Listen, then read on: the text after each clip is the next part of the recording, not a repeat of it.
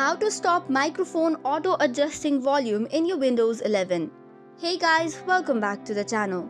If you'd like to turn off the microphone auto adjusting volume, here is what you should do. So first and foremost, right click on your speaker icon in the taskbar.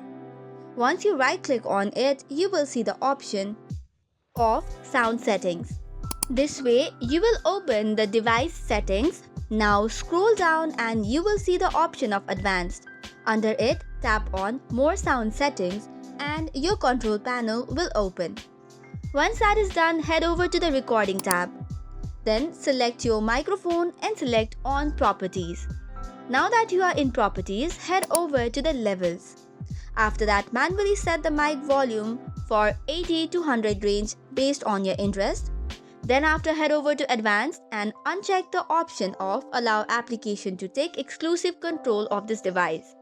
This way, the Glip exclusive mode application's priority will also be unchecked.